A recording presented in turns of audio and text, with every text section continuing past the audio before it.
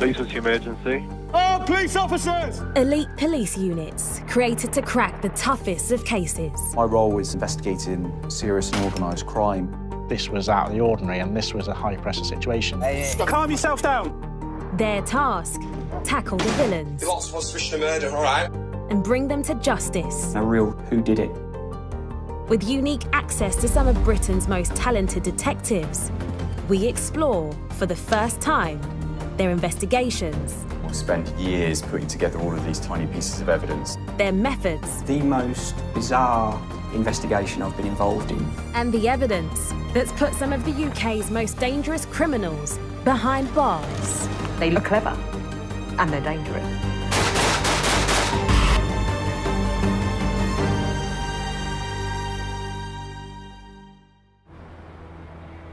Murder is one of the most savage crimes possible. The injuries are some of the most brutal injuries I have ever come across in my service as a police officer. There is 164 impact points on Michael's body. And for detectives across the UK, investigating such killings are always a challenge. Are you dead? No comment for the third time. Finding evidence that proves beyond reasonable doubt a suspect is guilty is sometimes no easy task. That's not good. You're meant to be a detective.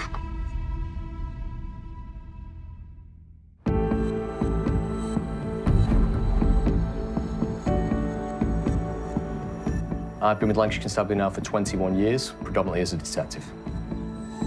Lancashire's a lovely place to be, lots of things going on. Like any area, unfortunately, there is instances and isolated instances where crime occurs. I've always had a passion to be a police officer, mainly because I think I get satisfaction, reward from helping people. Working in the homicide team and the force major investigation team enables me to do that to people at the most difficult periods of their life.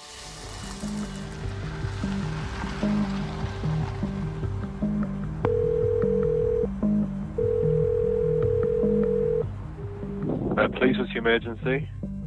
At 12:54 p.m. on the 8th of November 2021, emergency services get a call. A man named Michael Brierley has been found dead at his home in Nelson, Lancashire. The call came in from Michael's partner. She'd reported that Michael had been to the public house the night previously. She had told us that whilst at the pub, Michael had been assaulted, made his way home, got home and collapsed, and she'd found him in the morning. The major investigations team immediately go to the scene. I arrived in partnership with the crime scene manager, Gemma Cropper, who's experienced in dealing with similar offences previously.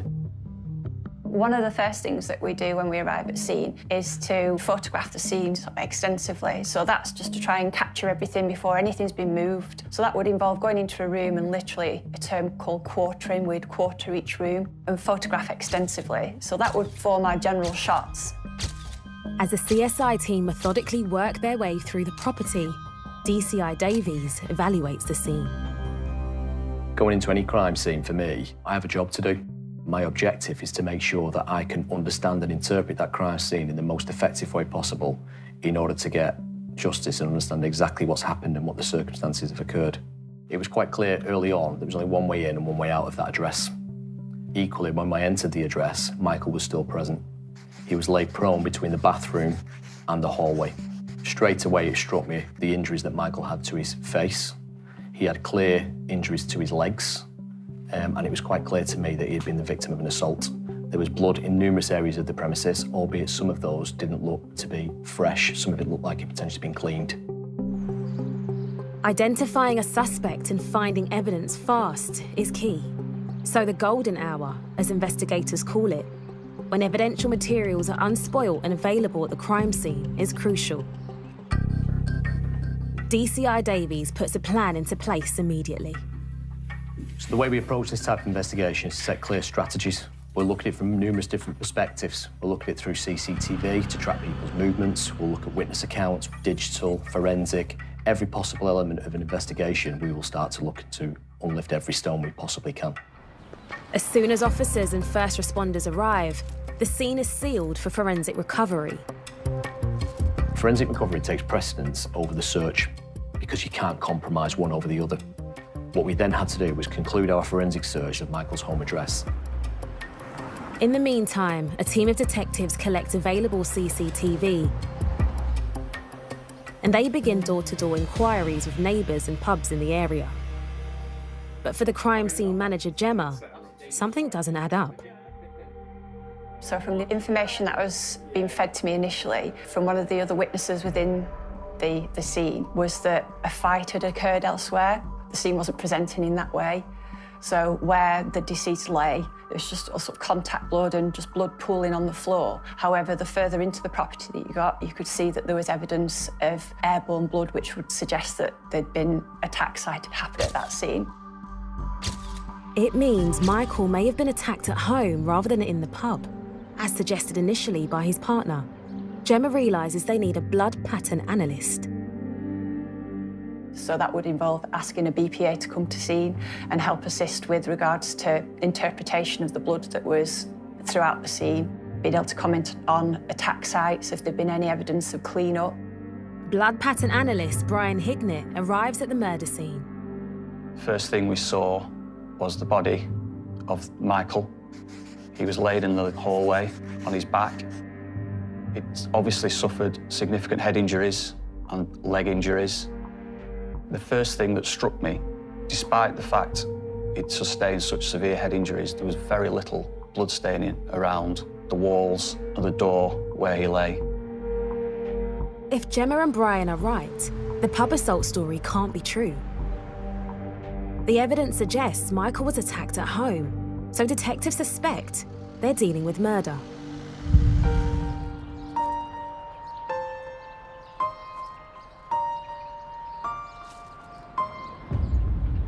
My immediate concern was to confirm or negate the validity of the facts of the assault that had taken place in the public house, or whether or not potentially the fact that blood was present had that assault actually taken place within the home address. To start the process, DCI Davies pulls together a large team of detectives to begin door-to-door inquiries. Over 50 police start asking neighbours what they know and questioning landlords in local pubs. The neighbours indicated both Michael and his partner had been physically abused for some period of time, unbeknown to the police. Neighbours even named the individual who was allegedly abusing Michael and his partner in an illegal practice called cuckooing. Cuckooing is a form of crime in which vulnerable people are targeted in order to almost take over their whole life, take over them financially and take over them physically in terms of everything they do, usually in order to facilitate drug usage or dealing of drugs.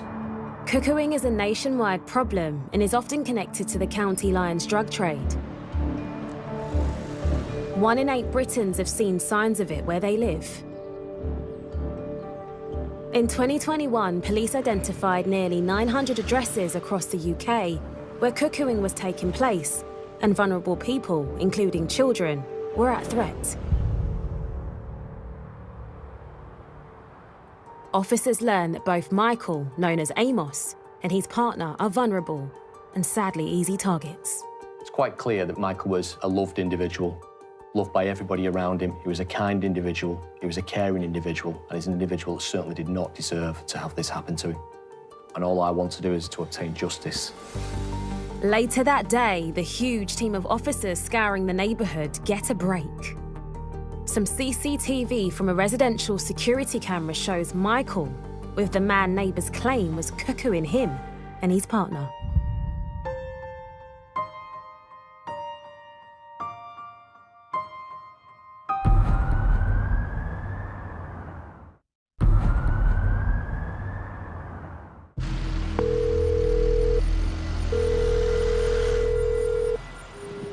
Police, what's your emergency?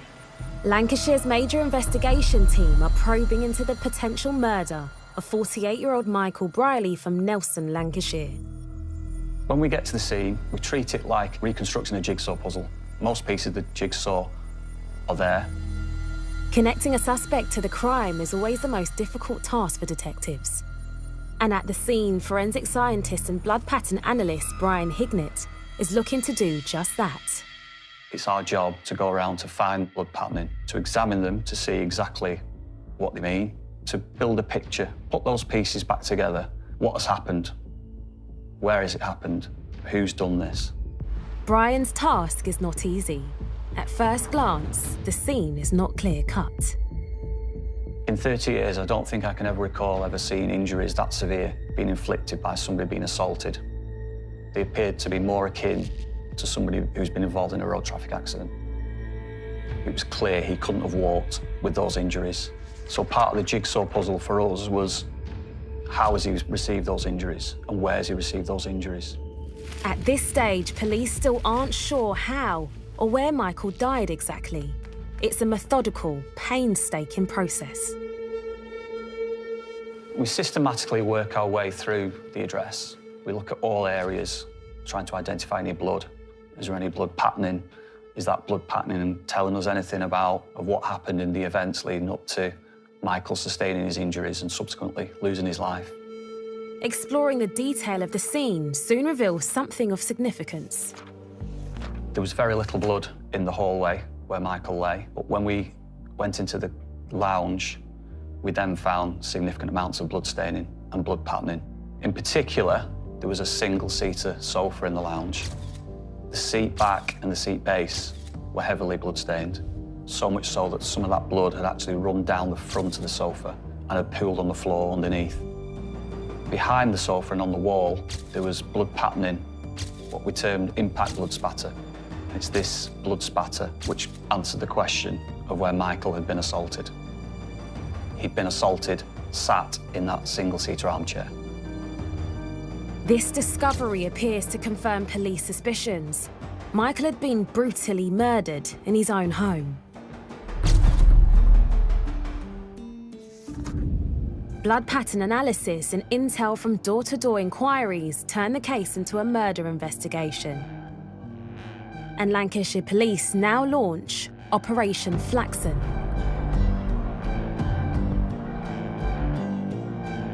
DCI Davies goes back to Michael's partner, who's still in shock, and learns she lied about the pub assault in her 999 call. And the reason why is chilling. Michael's partner summarised it as the suspect had taken over every aspect of their life. Officers now understand Michael and his partner were victims of cuckooing. Michael had actually had all his benefits paid into the person's account, and he was charged £40 for the privilege of doing so, it would now appear. There'd been a history of assaults that had taken place. Michael had asked people specifically not to report those assaults. We now know that's out of fear. And the individual who Michael and his partner were scared of is evidently on the CCTV that detectives have secured from the streets around the crime scene. He certainly appears to be connected with Michael. And what DCI Davies witnesses is not pleasant. Two key things are highlighted to me there. He's walking with a stick. He's a vulnerable individual in his own right. He's walking approximately 10 to 15 metres behind. He then subsequently strikes Michael to the face and punches him unprompted. They then make their way to the shop. On arrival in that shop, it is very clear and evident that he is abusive further to Michael in that shop. He's being derogatory in the way he speaks to him, and he's treating him horrendously. The CCTV confirms the neighbours' witness statements and elevates the man from a person of interest to prime suspect. Whilst the CCTV en route to the shop is a clear piece of evidence for us to consider around building the chronology and shows a propensity for violence, and particularly propensity for violence towards Michael, it does not provide evidence that he is responsible for Michael's murder. What we need to do is piece together the evidence that demonstrated that he was responsible for that offence.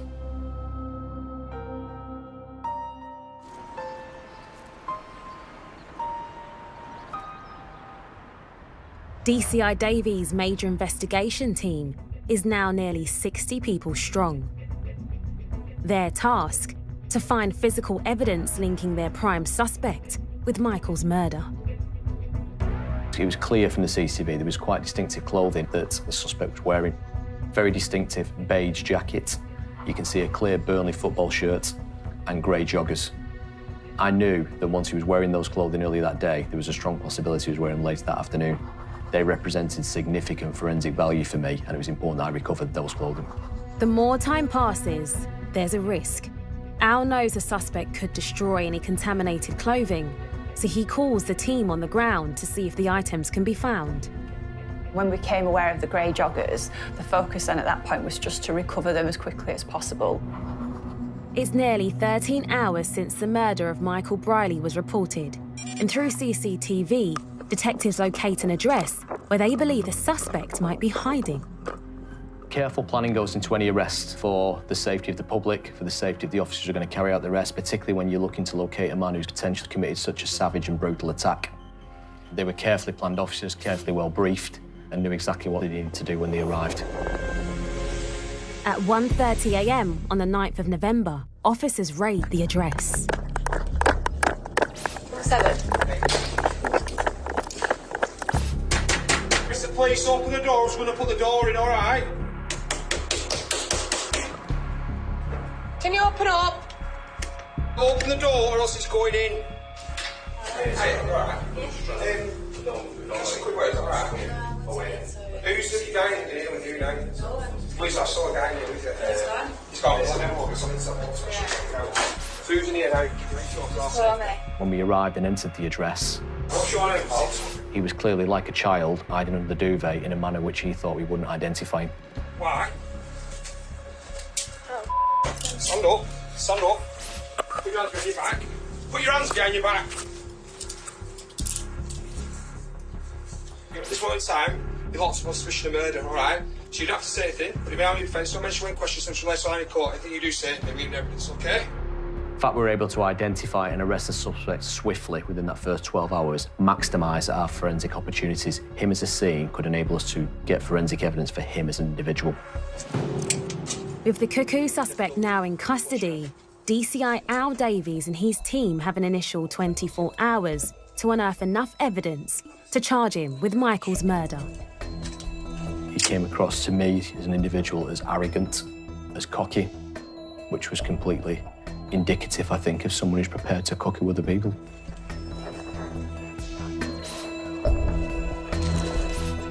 Back at the station, questioning the cuckooing suspect starts in earnest. As part of this investigation, I had to rely upon specialist expert interviewing officers. In this case, we used Detective Constable Dave Richardson, who's an expert in his field. For DC Richardson, there was also a personal connection with the victim. Before joining CID, I worked at Nelson for 15 years, and I was at the local body. So I used to walk around the streets, and Michael and his partner used to live on the area that I covered. So I would regularly see Michael, and I regularly see him walking about with his stick. He would walk round with his Burnley shirt on. He was a big Burnley fan. I was disgusted looking at the CCTV. The footage was quite upsetting in a way because that's the last time Michael's seen alive. So it was all very sad.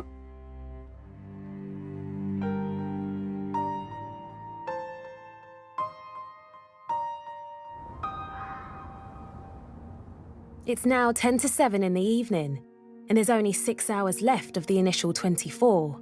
The pressure is already on. When I met the suspect at first, he was generally quite quiet. People usually are. He's probably weighing me up a little bit, and I'm weighing him up. And so begins the interview game of cat and mouse. My interview plan in this instance was initially to go through the timeline with him. So he was arrested in the early hours of the morning. What I needed to cover was all the time from the day before the murder, all the way through the murder, to after the murder, to the point where he was arrested. So where were you?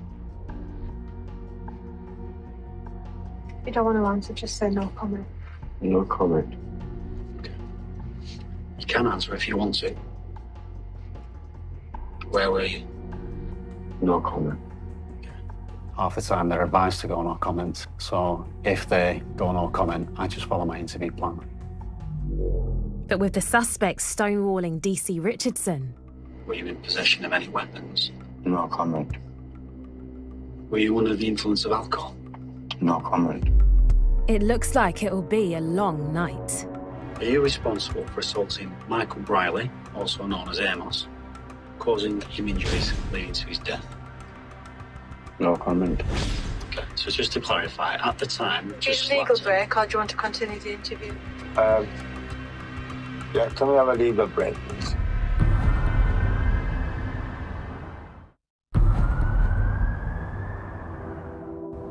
Lancashire police have tracked down and arrested a person they suspect of the brutal murder of Michael Brierley. Frustratingly, he's refusing to cooperate in questioning. No comment. After securing CCTV from neighbouring houses and then wading through hours of footage, investigators find a tantalising clue. The suspect appears to be leaving Michael's house at 12:43 on the day of the murder. I think the timing is important there in terms of where the suspect had left. It's only 2 minutes after call is made to the ambulance. It placed him immediately in the area prior to the offence. It means the cuckoo suspect was present when Michael's partner called 999. And if he was the killer, she would have seen her partner, Michael, savagely murdered in front of her eyes. It's a chilling thought and helps explain why she claimed his injuries were from the pub assault. It gives some degree of explanation as to why a victim of cuckooing may elect not to tell the truth. It's quite evident that fear was apparent. When you've got someone who you are fearful of is still present within the address, you are unlikely to tell us the correct story. With less than 12 hours left of the 24, the victim's body is taken for post-mortem. It means the forensic team can begin a detailed fingertip search for evidence in the property. We recover any items we consider to be of interest, recover them for future examination, further examination in terms of blood pattern, DNA. At Police HQ, DCI Davies' team continue to scour the CCTV to build up a timeline of events. They follow the suspect from the scene. The suspect had left the address. He left now, very clearly, having changed his clothing. He'd removed the beige jacket, the Burnley shirt and the joggers, and was now wearing a distinctive pair of orange shorts. This makes recovering the Burnley top and joggers even more essential. As he left the address, it was quite clear and obvious he was walking in a manner that looked like he was potentially uncomfortable. His gait did not look correct, and he was walking away from the scene. That is reaffirmed by the fact that we followed the CCTV through to his home address. En route, he then removes that footwear. He left now, very clearly, having changed his clothing. For some reason, he carries that footwear and then makes his way towards the shop he was at earlier that evening. What becomes obvious is that he then discards the footwear he'd previously removed and throws them over a wall. It would appear he's not happy with the location of those trainers because he then proceeds to jump over the wall again in order to, I would say, to move the location. Even though this appears damning, the video evidence is still only circumstantial and wouldn't hold up in court. That was important for me. I needed to know whose footwear that was and whether they'd been used in the commission of the offence. The police now start to feed what they've learnt into the interview room. We got some really good CCTV in this case, which clearly showed the suspect assaulting Michael in the morning before the murder. It was obvious it was him. Did you slap him? Yeah, slap. Well, can you show me how your hand was when you slapped him? Yeah, like this. Okay, so you should show me the palm of your hand. Yeah. So palming, slap. Yeah. And then, as we showed him a bit more of the CCTV, he then went back a bit on that. The chap stood on the corner there, is that you? What are you saying? See? You can't see the face. So, how could that be me? Are you saying it might not be you? It might not be, because I was under the influence. Well, I know at that point that he's responsible for that assault. I think, I'll be honest, everybody in the room knew he was responsible because we were all watching the same CCTV. But I carry on with my questions and see if he wants us to give us more information about it. Do you admit that in that CCTV you assaulted Amos? No comment. So when we showed him the CCTV from inside the shop, it was really clear. It was in colour, and we could hear sound as well. Thank you. It's quite incriminating as far as the suspect was concerned, and he clearly wasn't happy about looking at it.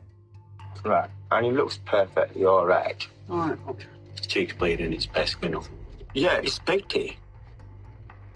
So he's picked something on his face that's caused it to bleed. That's right. It's not a result of you punching him in the face. I've not punched him, like I said.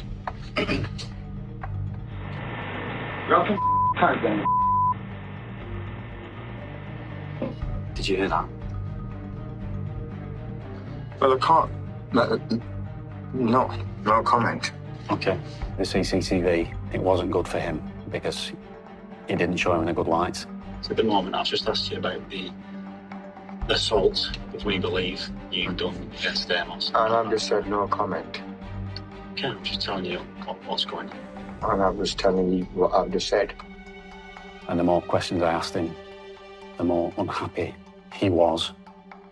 So that's that. Nothing else. It's 16 hours into the police's statutory 24, and while the suspect is being questioned, the crime scene team makes a crucial discovery. A beige jacket was found in the hallway. We found in the lounge behind the couch a Burnley shirt that was on the CCTV.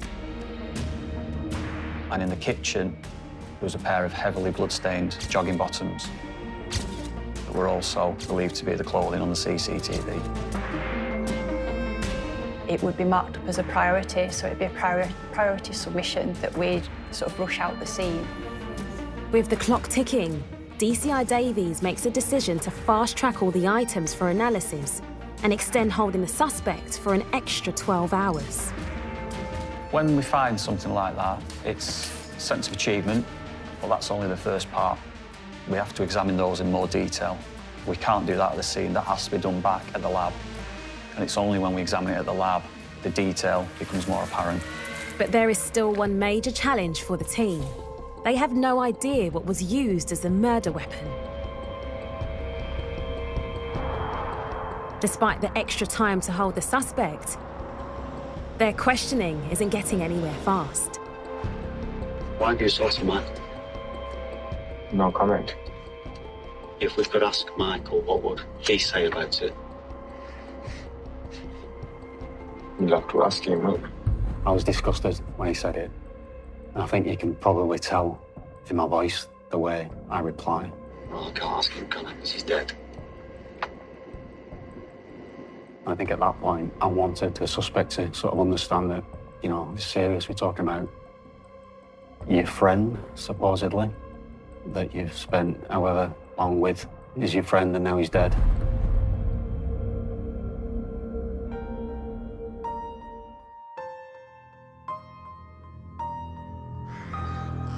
Everything now relies on getting a positive ID result from the forensics.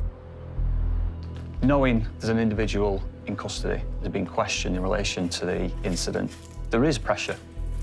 There is pressure to get a result which could further that investigation or could result in releasing that individual from custody. Even with fast-tracking the forensics, it's looking unlikely the results will be back before the new deadline is up.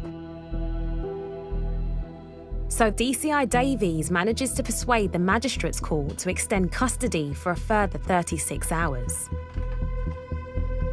If we reach crossroads of 96 hours, we have to then release an individual who potentially has committed the offence of murder, which could jeopardise public safety. For me as an SIO, I do not want that to occur. The race is on. The team now has a day and a half to gather the proof and officially charge the suspect with Michael's murder. That period is intense. I will not see my family. Many of my investigation team will not see their own families. We will work long, intense hours just because we are so focused upon getting the right result within them time constraints. With 18 hours of the allotted time already used up, in the interview suite, the suspect wants to further frustrate DC Richardson. Okay, so just to clarify, at the time... Is legal break, or do you want to continue the interview? Yeah, can we have a legal break, please? Certainly.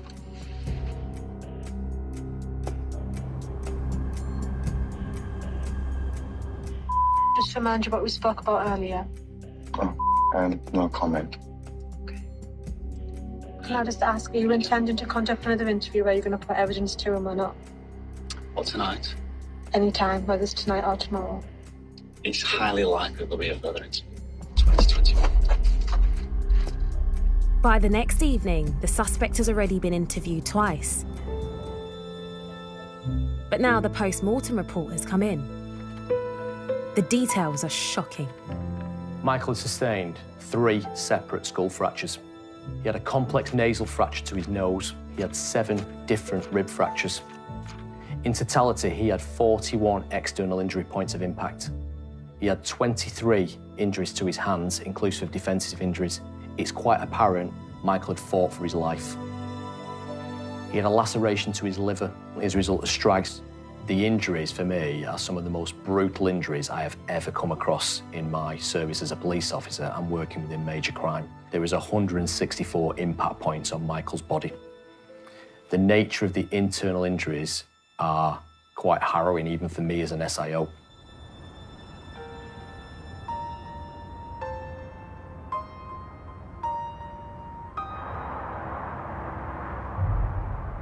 Although the suspect hasn't been cooperating, it's clear a further round of questioning starts to wear him down. But it's been what? Like we said, how many days since this event that you're talking about? What does that show you? Show me anything. Isn't it surely the police are doing a very excellent job? The suspect in the interview, his body language showed me a few times. There are a few telltale signs when you interview people. There's one, the leg shake. That happens quite a lot, where as soon as you start asking a difficult question, at that point, someone who's been perfectly still, the leg will start to go up and down, and they can't help it. It just happens. So that's a good sign for me. So I think, right, okay, I'm getting somewhere here. The trainers now become the focus of DC Richardson's questions. So, what could be a pair of trainers, black trainers? Do you know anything about those? Could they be your black trainers? No comment. And why are you going into the back garden? For a slash. A slash? Okay. To urinate for a wee, is that what you mean? Yeah. Okay. You climb back over the garden wall at 26. Yeah. So you're outside for 6 seconds. Yeah. You've had a wee in that 6 seconds. Mm. If you now decide you want to keep them, or do you think I need to hide them better? Why would I want to do that? Change my mind. I mean, I'm not doing anything anyway. And while the suspect is denying everything, miles across town, a police search team is hunting.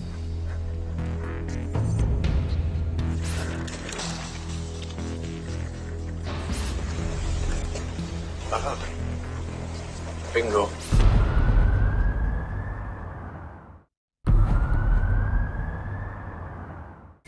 Lancashire police are in a race against time. They only have 36 hours to find enough evidence to charge their only suspect for the murder of Michael Brierley. A search team is hunting for some trainers the suspect discarded whilst caught on CCTV. Just nothing. Bingo. Trainer. There's another trainer. Like 2 trainers. Okay. The trainers are swiftly sent for forensic analysis. In the interview suite, the suspect has no idea his hidden trainers have been recovered and is increasingly unhelpful. Are you deaf? Okay. Can you reverse it and play it again? Why are you spinning things for? No comment for the 3rd time. You're asking me the same question. That's right. Because you're not very good at hearing things. What time was the call made? I've no idea. That's not good. You're meant to be a detective. Sometimes in an interview, it is quite difficult to remain calm. especially when you've got someone who is arguing with you a little bit, trying to wind me up. I might get wound up a little bit, but it's just important that I don't show that, and I just outwardly try and look calm. Shall we move on? If you wish, let's do that. Despite all the clothing evidence found at the scene, one crucial artifact is still missing: the murder weapon. For me, what stood out was the fact that we were outstanding a weapon and there was a bed that was a medical bed, but it wasn't in use. I noticed that there were bits that were no longer attached and they were sort of hidden under the bed. These objects are sent off for investigation in the lab. When we examined the bedpost microscopically, there was blood staining. There was blood staining on the inside surfaces. There was a small amount of blood staining on the outside surfaces. There was also body tissue, fatty tissue on the inside. And associated with the fatty tissue was some hair fragments. The tissue samples are sent off for DNA testing to confirm if they are Michael's. While in the interview room, DC Richardson is breaking down the suspect's defences. He's been held for over 48 hours at this point. Did you intend to cause him really serious harm? No comment. Did you intend to kill him? No comment. Was that a no or a no comment? Comment, no comment. Now, considering at the beginning of the interview and said the words no comment, so he knows how to say no comment. But to me, the answer no, and then a massive gap, comment, clearly means he's answering the question. Did you intend to kill him? No comment. Was that a no or a no comment? Comment, no comment. Where was he when you last saw him?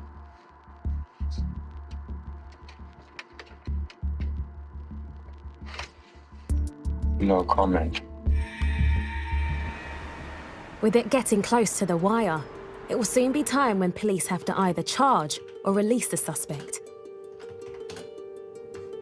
And the evidence is stacking up. We found blood matching Michael on the beige jacket, on the Burnley shirt, and on the jogging bottoms. It's a start. The trainers have also tested positive for Michael's blood. The CCTV demonstrates we can attribute those trainers to him, as that enables us to link those trainers to the commission of the offence. But it still isn't sufficient to convince the Crown Prosecution Service to charge him. What's needed is his DNA profile on the clothing.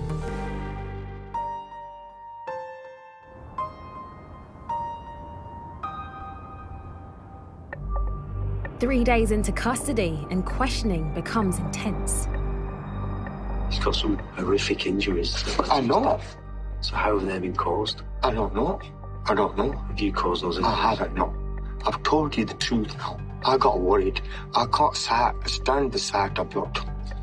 I can't stand it. I start fainting. I think throughout the interview it was obvious that the suspect was only really interested in himself. He didn't show any remorse. Who do you think caused those injuries? He could have got injuries from the drug dealers or whatnot, because he owes them a lot of money. He blamed the victim's partner? Yeah, they've been fighting all night. But look, you can check my hands. Look, I've not been punching no one. Yeah, look, nothing.